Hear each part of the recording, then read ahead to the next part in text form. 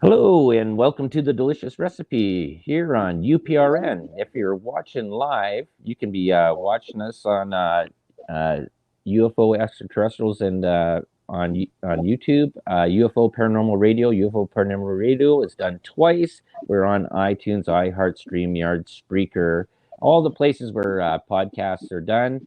And today, I think I called this one Limp Biscuit, and I have an old friend that actually went to school with a long time ago back, and we actually rode the school bus together. And so I want to welcome Rachel Dodds. Welcome. Thank you, Del. Yeah, it's been a long time since we rode that big yellow bus, hasn't it? Yes, it has. Yes, it's if I don't want to think about it, 35 years something plus ago. So Yeah, mid-'80s anyway. yeah. So we have there today. There is that you've done a lot of interesting things there in your life. You actually were on the radio back before when I actually that's how I ended up. I heard about you again there later on. But if you want to tell them about where you've come from and gone to here now. Yeah, I have done a lot since the days of riding the bus together, and I'll leave out some of the boring parts and just get to the part Sure. about where you found out about me being on the radio. And that was back when I was living in Nova Scotia, Halifax, and I was running my own business. And I just got known. I started writing for the Daily News as a weekly contributor, and I wrote a weekly column for them. And then I cross-marketed that with the radio show. I went and approached the radio station and said, "Hey, I have an idea. Why don't we do a morning segment, talk about things that I couldn't necessarily put in print, and we'll Right. do the morning show." And at first they're like, "Well, morning show time is pretty valuable, and we'll give it a try." It lasted 7 years, and Wow. until I finally made a move to a different province, and it ended up becoming probably one of the most listened to segments that they had. And I was really proud of that because I was able to reach such a broad audience. It wasn't just the station it's a rock station, so it tend to have sometimes more of a male listenership. But when I'd be out in public and people would find out who I was if I showed my debit card, it could be like the 50-year-old cashier saying, "Oh my God, are you the girl on the radio?" And and then it'd be if I met young women, they said, "Oh, my mom really likes you," or the women knew who I was. And the young, like just men and women of all ages, it had an impact. And that's probably the part that I was most proud about, because it was really all about informing, educating, and entertaining people. And I think that we were pretty successful for that. So I was on the radio for 7 years, and that tied in with my weekly column. I did leave the province and did a few other things. And now I've just circled back to doing my own thing again. And I just recently started my own blog called Simple Truths by Rachel. The Mm-hmm. premise behind the blog is it's mindfulness, tying it in with music, Mm-hmm. to help bring awareness to some pretty blatant truths, but also some inconvenient truths. Because really, Okay. when it's kind of interesting how much music can really relate to, well, what's going on in the world. Even music that was written 40, 50, 60 years ago is Mm-hmm. it's so relative to what is happening today. And sometimes there are messages in the music that we've heard for years, but we didn't always get the message. So it's really Mm-hmm. all about tying in mindfulness music and truths, basically. Oh, that's awesome there. Yeah, because I think I even put a post up on Facebook there is that when you're stressed out and you're feeling down and stuff like that, that music was sort of seems to heal the heart or bring you up and bring you to a place, but also too, music can make you sad. It's an emotional thing there, and well, let's go into the part that you wanted to talk about there today. Well, it's interesting. As you know, I've been kind of circling back when you and I have been talking about doing the show. And initially, I had a song about testosterone that I was going to send you. I kind of just said, the heck with the music. Really, what we want to talk about is, for me, culturally, there's something going on.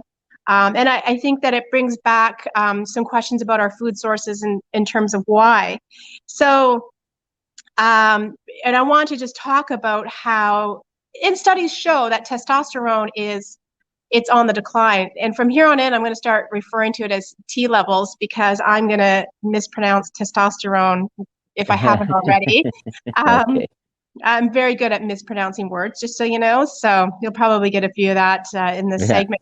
But yeah, I find there's a couple things going on culturally, globally, and in terms of, the not only scientifically, this drop in T levels in men, but I also think that there is an attack on masculinity.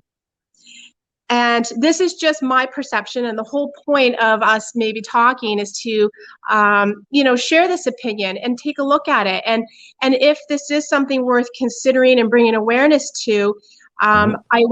I'm hoping that the people that this is impacting, let's say the masculine part of our population, Hmm. I want to encourage a resistance if there's any fact behind this, because we'll talk about why I feel this way and what I'm seeing in our social structure today in terms of why I think there's an attack on masculinity, why I think Well, it's relative. Sorry, go ahead. well, like what I said on my show here is the delicious recipe. We throw everything in the pot and we see how it tastes at the end. And maybe you take a little piece from this or a little piece from that, make your own recipe, but it's just information, and that's all it is. Yeah, because you know what? Food has a lot to, we are what we eat.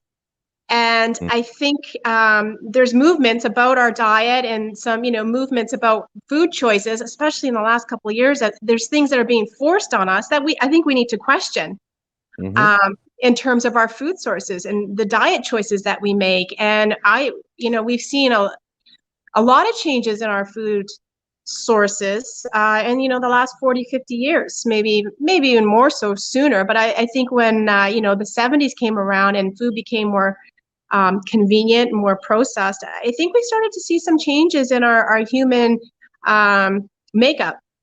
And Oh, I don't think they're positive. yeah. Oh, for sure. And that's the thing. Like, I started a garden this year. I actually started one last year and did that again there. And I think the big problem was well, in my opinion, there is that with processed foods and being wrapped in plastics and with because there's a bunch of other studies there too about these little plastic things that are in people were taken from the 60s, or actually from the 40s, 50s, 60s, 70s, when the petroleum chemicals came apart, is that the plastics that stay in your body was actually causing decreased sexualize or the testosterone and stuff like that in men. And that's in a different study, but that's something else. But I'll let you go ahead. Go ahead. Sorry for interrupting. No, that's actually quite relative. And I'm glad you threw that in there because the dates too that you quoted go back even further. And this is the point, one of the points I wanted to make is that there's things creeping into our food sources for a long time. And whether it's intentional or not, I don't know. I do believe full-heartedly that there are sources in our food that are affecting testosterone levels. Mm-hmm.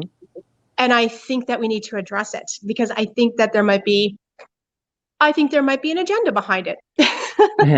Hey, well, this is my show is about conspiracies there too as well, and I've talked about the Monsanto stuff that with there's a whole bunch like of things that go on there, and I think there is probably an agenda. I talked about the World Economic Forum and the people that are involved with that, and with Trudeau and everybody else and stuff like that, and it seems to be that there is sort of a one-way sort of thing that things get done and government is paid for by big pharma, big industry, oil companies and stuff like that, and they pollute the our food sources, pollute their waters and everything like that. And then you wonder why that people are getting sick and coming up with new diseases. Absolutely. I wholeheartedly agree with that take on it because I see it. We see it. It's right in front of us. And I Mm-hmm. think that's one thing I want to encourage people is to um, just believe what you're seeing. It's they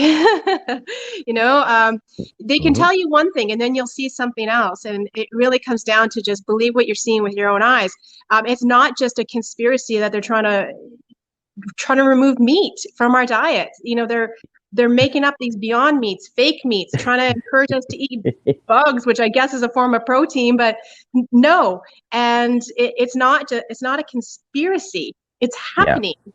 Well, And that's funny you brought up the part about bugs there, because there was a bunch of posts that were actually came out, and I remember about the Beyond Meat and the Whopper, Beyond Impossible Whopper and stuff like that. That was bugs and stuff like that. And other countries do that, but people don't understand is that bugs also do have parasites and mhm. and pathogens. And if you cook those things into them, or whatever, you're ingesting something different into your body. That's what we never people didn't really eat bugs. So some countries used crickets and stuff like that, but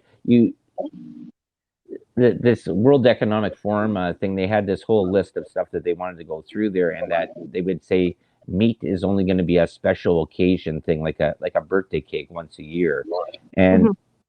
you need protein and you need fat, and you need fat for your brain. Bugs don't have any fat in them, right? So they're trying to eliminate all the stuff that would make you actually think that you're smarter, or to feed your brain so you can't think. It's I don't know. It's a whole system of thinking there, but I'll let you go on. Sorry. Well, no, you know what? You've actually just you hit the nail on the head for me. I think there's two things going on here. I think that, yeah, they're trying to take away food sources that help our brains to be healthy and to be able to critically think, but also too the protein. We need protein to survive. We need protein to be healthy. Um, Testosterone in particular relies on meat and the proteins derived from meat. And what happens when you have a population that is low on testosterone? Yeah, well, you end up having. Well, I can answer that question, but I'll let you answer it. Well, I want to know your take, and then I'll give you my take. What Okay, happens? well, you end up having people that are very lazy, don't want to do anything. They get fat and lazy, and they don't want to have sex anymore. They don't want to procreate. They don't want to do anything. That's basic what it is. That's like, And that's what I think too. I think that they want a culture or a population that is docile. You mm-hmm, know, they don't have that testosterone. They're not up to fight. They're emasculated. Low testosterone. I mean, when you go through puberty, that's what you're doing. You're developing testosterone. You're becoming men. And I think right. when you rob men, grown men of testosterone, you're doing some very dangerous things. And we need that masculinity, and we need it from our food sources. And I think this is what's being attacked. And I think it's being attacked on purpose. Like you said, to not only take away the nutrients that we need for our brains to function sharp, but Yeah. also too to have that those levels of hormones that make men men. Mm-hmm. And and I'm So, not here to condone bad behaviors by men. I really just want to bring to the awareness that as the feminine part of society, we need that masculine side of it. mm-hmm. And I So what? see a blatant attack on it. Oh, for sure. And I said, what does it happen there with females with the food Oh, sources? What happens with them? Did we cut off? Oh, did we cut off? Oh, maybe we did. She might just pause. We're having a storm here up here in Thunder Bay, so that if something happened there, we're having a storm. So we I are hope. too, actually. So yeah, I don't know if it was my storm or your storm, but Yeah. It just started thunder and lightning outside there, and it's we have pouring. thunder and lightning here. So the storms are upon us, aren't they? We're Hey, quite a bit apart. that's we're talking about the higher powers that are doing the stuff to us here. But the okay, so out of the part there is that how women do have testosterone too, correct? Yes, yes, And absolutely. And I don't even want to do too much about the. I am very involved with, or I concern myself with my food sources because I want to maintain healthy hormones of all kinds of things as a woman. I'm going into my 50s. I am in my right. 50s. Mm-hmm. Um, so in terms of, yeah, absolutely, everything needs to stay balanced. And when we start, both for women and for men, and the other hormone that they start to mess with in our food sources is cortisol. right? And that is what we need too to manage our stress. And that is actually something, again, that going back to testosterone for both men and women, it destroys it. Cortisone will destroy testosterone. So, Okay. yes. And But yeah, so in we're terms of hormonal imbalance, both men and women definitely need okay. testosterone. So if we go and break this down there, where do you think this started? Like I think this started with the fast food industry and with TV dinners and instant foods and moving people into cities where they can't farm anymore. That Yes.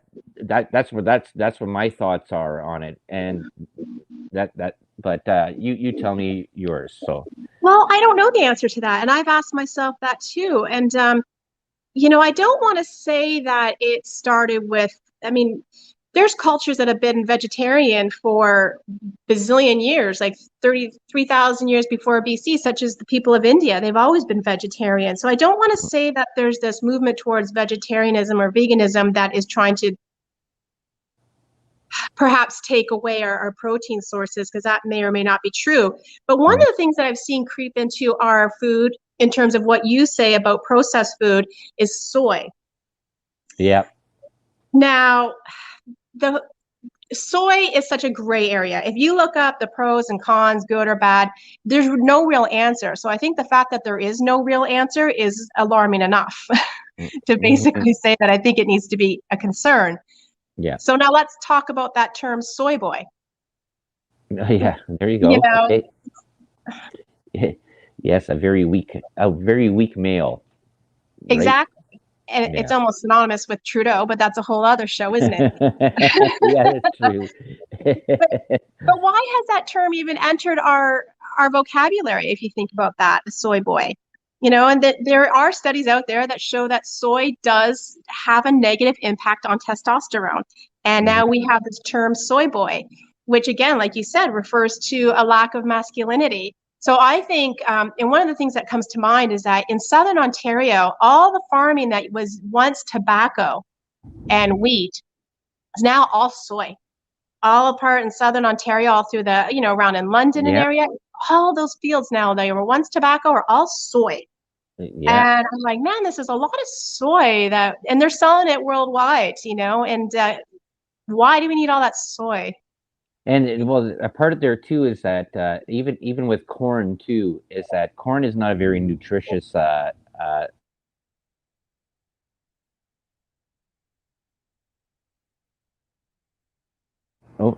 corn is not a very nutritious thing at all. And the thing is, was that they feed this to animals, and soy they also feed this to animals too as well, and it's used as that for feeding for. And you think now you're feeding animals this product that is not good for us, but you're feeding it to the animals that you want to feed us. They're not eating anything that there's sort of a secular sort of thing there that sort of seems to be happening. Sorry, we're just having a thunder shower there going off here, and it's thunder and lightning, and so things Hmm. cut off a little bit there. I'm sorry, but yeah, Yeah. but farmers, yeah, I noticed that too down in Southern Ontario. I noticed that I have cousins that live out in Manitoba, and they had to change their fields, change them to different crops because that was what the only thing that was being purchased was that, so they changed to that, Hmm. and going, well, why? Like, who eats soy besides it was an Asian food? It once was. And Yeah. now, not only are they manufacturing all of this, these soy products and these Beyond Meats and the other brands, but those are so processed. Those are highly processed. So Hmm. people that think they're taking these steps towards being, making ethical choices, or perhaps for dietary reasons, they need to question how much processing and chemicals and fake products are going into these I don't know, fake meats or whatever it is you want to call them, or meat alternatives. Right. Um, because, and also too, a lot of times when I'm reading ingredients, it'll say may contain soy, or something that you could think would not have soy in it is on the ingredients list. So I find that it's creeping into all kinds of food sources. Hmm. And I think we need to question why, is it being added for protein? Hmm. And I don't know the answer to that. I you know, at the end of the day, I just think that it's something that people need to keep their eye on, because it's a questionable ingredient that's popping up into a lot of our food that's been sneaking into it for the last couple of decades. Have you noticed this? Is that okay? I was born in 1970, and as I was going to school, I went to school. I ate peanut butter jam sandwiches. That's what I took all the way through for pretty much most of it. And then all of a sudden, I think after I finished high school in 88, 89, somewhere like that, all of a sudden I started hearing that, okay, well, now we have these peanut allergies and people that are sick and all these latex allergies and all this.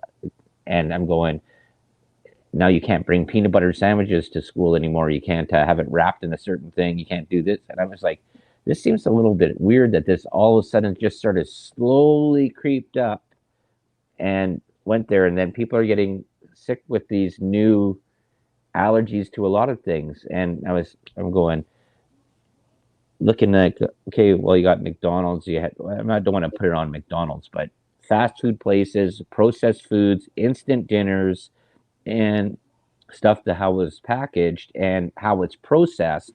That wasn't natural foods that you would have had before. And I'm wondering if that could be just a theory, but if that could be a purpose or a thing that happened that's making people sicker. I do believe it's the food sources, and I noticed that too. You know, I came right after you in 1971, and then it was as I became an adult, and all of a sudden, all these kids have peanut allergies, like Hmm. deathly serious peanut allergies. I'm like, where did that come from?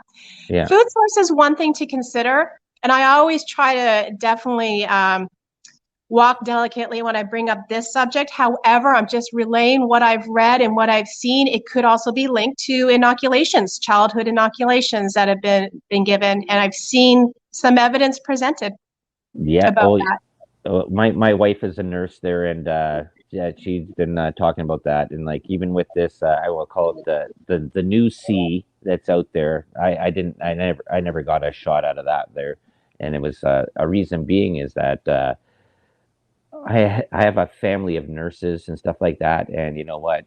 I can handle a flu, handle a sickness, and you know what? Natural immunity, herd immunity is way better than getting a shot. I'm against going to the hospital unless it's I break a leg or something like that.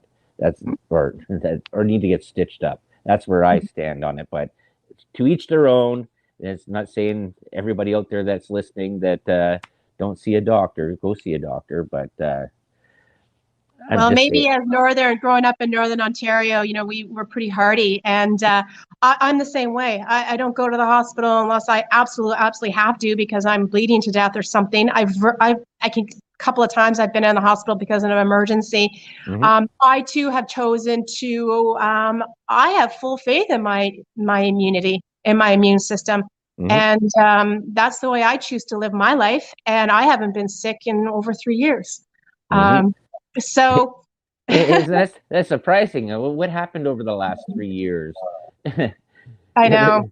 But the thing is, I also have my sister-in-law is a naturopathic doctor, and I have another aunt that's deals in naturopathy and stuff like that, and dealing with eating healthy foods and natural medicines where you're not getting it from big pharma that's a manufactured synthetic pill, right? So Mhm.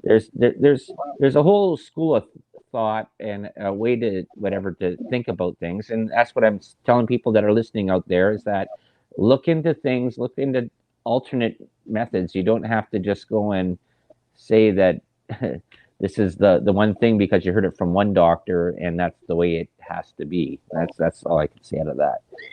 Well, you know what? We can circle back and really simplify it. There's a great book out there written by a doctor. You can cure anything with food. Heal yourself with food. Hmm. And Oh. that's really why I want to question what's happening right now, you know, with our food sources and some of the issues it's having on our hormones Hmm. and fertility. You know, again, when you see drops in T levels, that's affecting fertility and our ability to reproduce, Hmm. which again, I think there might be something bigger behind that. You know, and if you and I follow the same groups and question the agendas behind organizations such as the World Economic Forum. We know what the agenda is. Mm-hmm. And it is to control population or reduce population. And I do see a correlation of our food sources being tampered with, a decline in testosterone, but also in just the attack on masculinity as a whole. And I want to bring awareness to it because we have to resist. We have to resist for our own health. We have to Mm-hmm. resist so that we continue to have masculinity in our Mm-hmm. society and so that we continue to reproduce. We got to fight against this is really what it comes back to. And, Mm-hmm. I think Well, that's why it's important that we continue to look, like to your point, let's stop looking towards out. Food has always been there to nourish us and to heal us. And that's what we need to get back to. well, that was the whole thing. Yeah, you said that nourish, but it was also energy. It was the strength to go out through the day. And you find like JT and the Muppet Gang there when they started getting rid of guns that were going through there, and this whole thing there is like, okay, well, now you have a society of men that don't want to fight anymore, and they become okay, well, and maybe they don't want to go to the voting booth or they want to go to anything. They just, it reminds me of that movie Wall-E, where everybody got fat on the spaceship, and they just everything is done for us. Oh yeah, and just eating all this processed food, and that they didn't want to do anything. And it's like, wow. I said, this is, I can see this is the way society is sort of going here in North America, and that just to become lazy.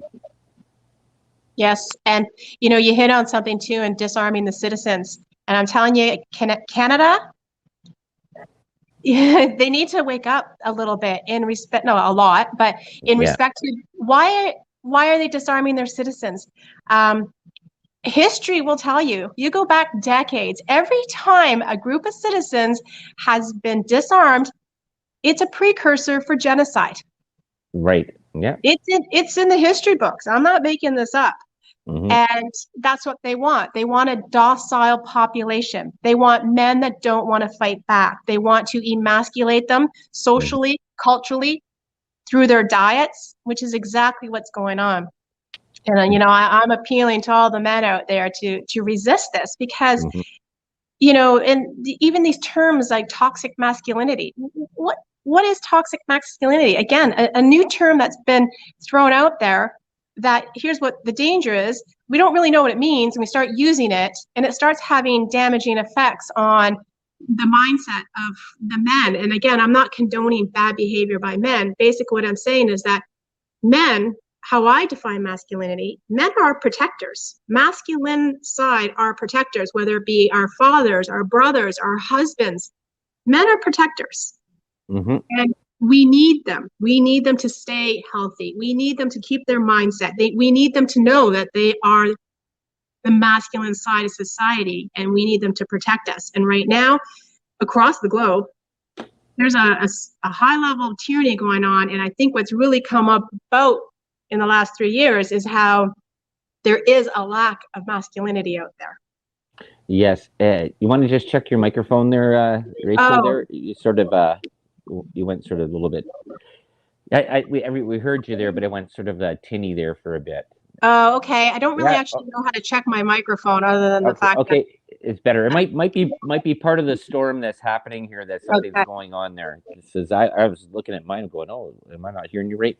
But no, you're absolutely correct. Is that it's it? You want to use the word soy boy or whatever, and this part about being unmasculine or male feminist, and like there's a whole bunch of terms that have come out there since I don't know, the 80s, I guess, or whatever. But it's just like this whole part, and I'm like, you can't joke around with people anymore. People are offended, easily offended, and I just find it so funny. And I have such a dark, sarcastic humor that I can't even say it on this show because I'd probably be canceled. But the thing is, was that people are getting tired. You're seeing people that they don't this whole thing about we don't keep score anymore. We're teaching our children not to keep score. We're teaching them, hey, everybody is a winner. Everybody gets a trophy. And I think there's a couple of different layers that are involved in this, and it's just it could be from the food from beforehand, low testosterone, and then it's just sort of keeps on climbing upwards a little bit more. And I'm going, why wouldn't you ever want to be like the MVP of doing sports or something like that, or the best? And they're going, well, that's okay. We all get a trophy. And I was like, this is driving me nuts. Mm-hmm. I think they call that conditioning for communism. Yeah. No, not everyone is a winner. Yeah. You have to strive. And that's the Mm-hmm. other thing. They don't want people to be competitive. They don't want them to strive to be the best. They want Mm-hmm. them to be complacent and they want them to be docile. Yeah. And I think it's a very dangerous way that things are going. It's a very dangerous trend. Oh, You for know, sure. Yeah. mhm. So I just want to quickly touch on the fact that it's my understanding that you're now a butcher. This is a new Yes. thing, a new skill under your belt. Yes, well, I was a chef. I was an iron worker, and I built houses with Harry Wilson and did that. And so I did a lot of construction work, and now I'm going in to be a butcher. Lots of meat, lots of protein, Mm-hmm. lots of Yeah. fat. Fat is flavor. Fat is good for the brain, and protein is good. Yeah. Yes, absolutely. And, like I said, this isn't vegetables play a very important role in our health. And that's not what we're here to talk about, but definitely to make sure that the importance and the value of our meat sources and our red meat is not diminished. And, Right. it's not disrespected and that we maintain it and we fight for it. And I know you had mentioned that you started growing your own gardens and your own food sources. I think Hmm. more and more we need to, whether it be with our vegetables or even our meat sources, we need to start taking control of our own food and definitely our own meat sources, because I think there's an attack on our red meat, on our proteins, our natural proteins. Oh, for sure. And that was one of I think the second point that came from the World Economic Forum is that meat would only be a specialty once a year or something like that. And they're going like say, no, you need that. Like there's Mm-hmm. not the part about red meat, but the part about the fat in the red meat, and like we said this at the very beginning part, is that it's good for the brain. It feeds the brain and makes you smarter. Not makes you smarter, but it keeps your brain healthy. And there's so many things that people don't understand when they start thinking about eliminating all that stuff. Absolutely. And it's the balance of nature if you think about it. So, you're out in nature, and the other day I saw a little baby bunny. Well, at some point in time, all baby bunnies are susceptible to a snake coming and eating them, to a Right. hawk swooping down and getting them. Is there going to be outrage? Is there going to be outrage towards snakes? Is there going to be outrage towards hawks for going in and grabbing baby squirrels? Like, it just doesn't make sense. It's not logical. Yeah. Is there any outrage to the farmer that's growing soybeans there and he's got his combine and he kills all the bugs and snakes and rats and bunnies Mm-hmm. and stuff like that as he's going through there as they're processing these soybeans? No, there isn't. This is one thing I was thinking about when we mentioned this the other part there. If anybody's watched the TV series Alone, that's where people go and they have to go and survive for the Yeah. longest. And the part that it is for every single season is the person that gets meat and fat. That's the person that survives the longest. There's vegetarians don't last. Mm-hmm. People that eat rabbits that have no fat don't last. You need fish that has high in fat, or you need a moose or a deer or something like that. And this has been the whole thing through all the seasons ever and even on other shows that about these survival shows.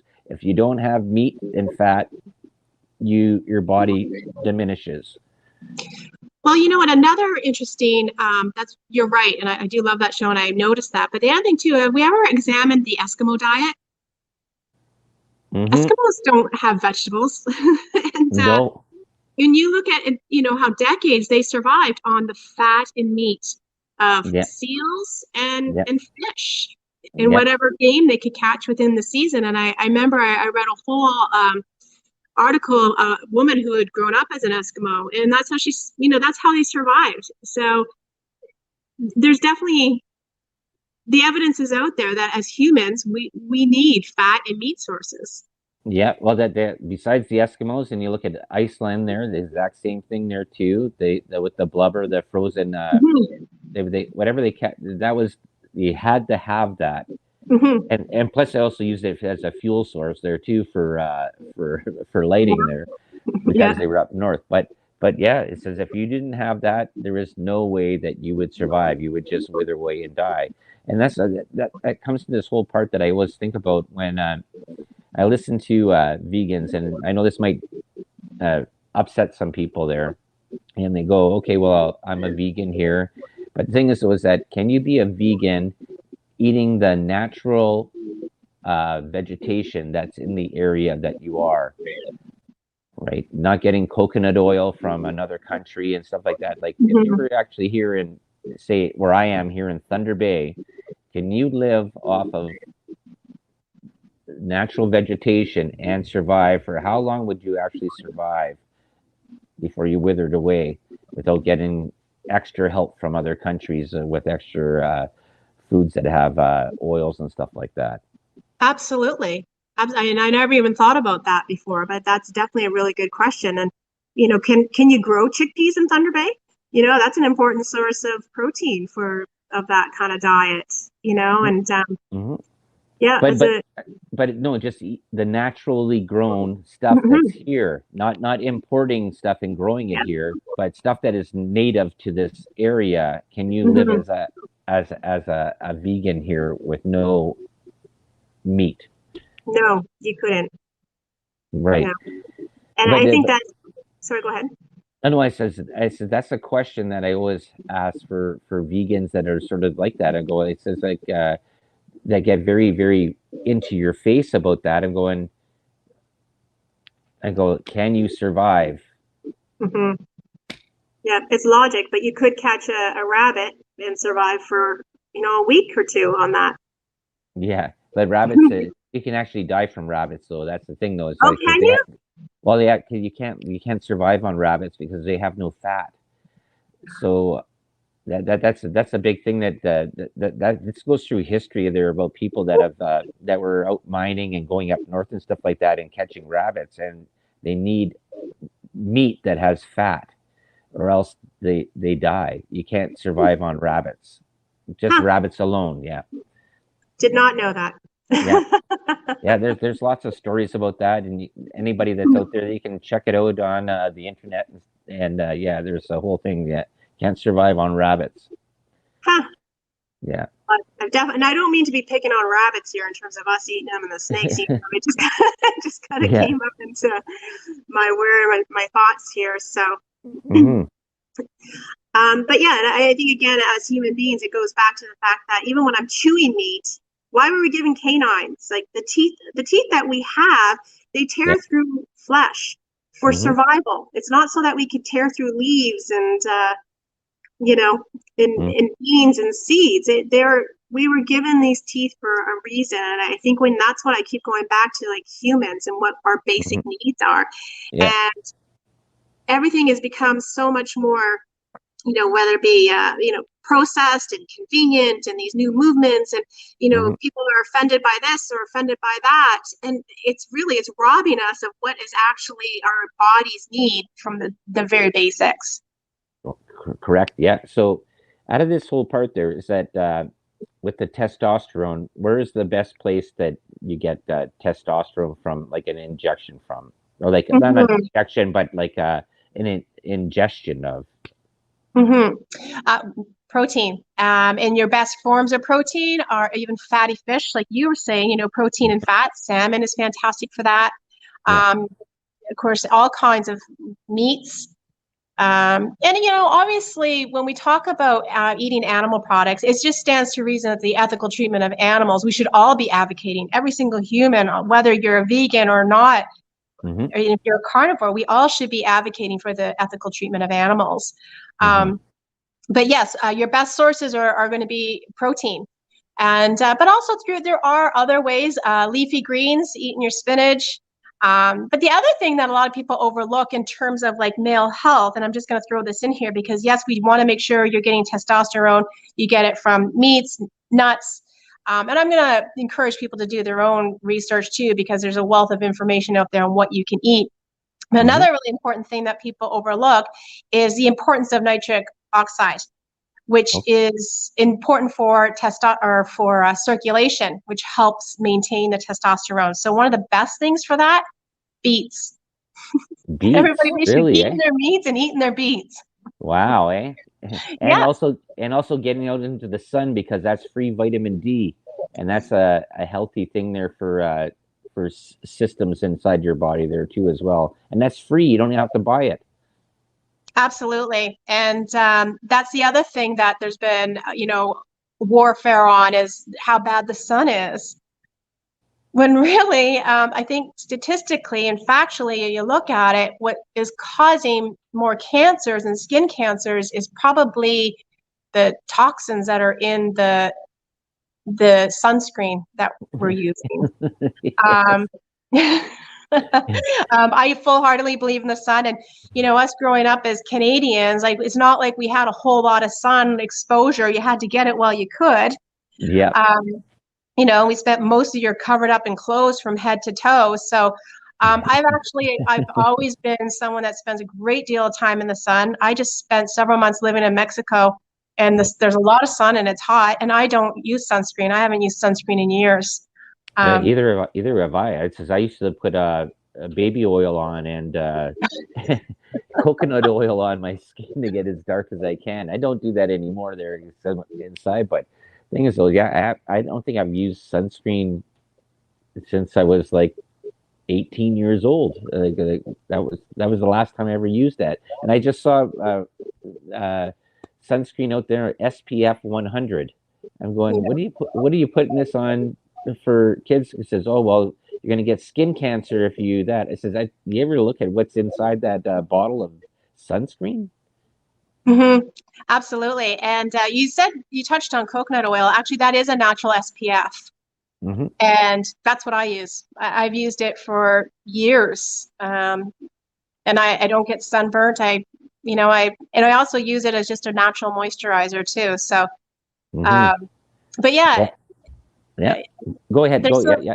yeah. So yeah, vitamin D is like you said is also very important. And it seems like basically the way it's become is anything they tell you not to do is probably what you should do. So get out in the sun, eat Yeah. your meat. Yeah. Well, that's the funny thing. If you remember this, is that they said that eggs were bad for you, and then they said that egg yolks are bad for you. Then Mhm. and now it's come full circle around, and they go, no, it says egg yolks are actually good for you. There's a very important vitamins that are involved in that. Eat your eggs, the whole thing, right? Just eating egg whites is that not that great. It's just, but you need the whole egg. And you're right. You touched on that. When they had the food pyramid that went up there, they had cereals and stuff like that were the best things for you. Now it's actually been turned around upside down. And from some doctors, some people, and people can go out there and check this out and factually check this, is that eating grains and stuff like that is good in a very small moderation, but there's more important foods that you should eat. And like you said, meats and beets. And Yeah. Yeah, if that's one thing I want people to take away from today in terms of diet choices, meats and beets, because not only is it going to keep us vibrant, get your T levels up there, but let's keep in mind too, one of the things that's very helpful for our health, our mental health, our spiritual health, our physical health is intimacy. mm-hmm. You can't let that go. You have to, you don't, and of course they've told us, well, you got your Viagra's and there's prescriptions for this. You don't need the prescriptions. You don't. Right. Yeah. There are natural ways to do it. And again, I think there's an attack on our intimacy because we do, as humans, we need that. Yeah. Well, that's exactly the whole part that this whole show is, that basically is a low testosterone is not allowing people to be come together, be family units, be keep a healthy family together where there's intimacy, everything like that. And how can you correct that? Meats and beets. Me.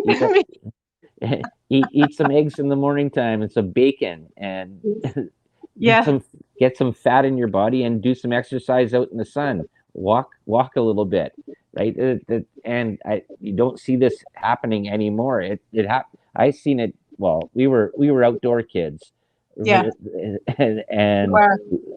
and it's different. And when you move into the city and you see the sedentary lifestyle of the majority of the people, and you go, well, then you wonder why people are getting bigger and bigger, and slower and slower, and reactionary, that they can't think anymore, and you see problems, We right? do. Yeah, we do. And that's a really great way to recap this whole discussion.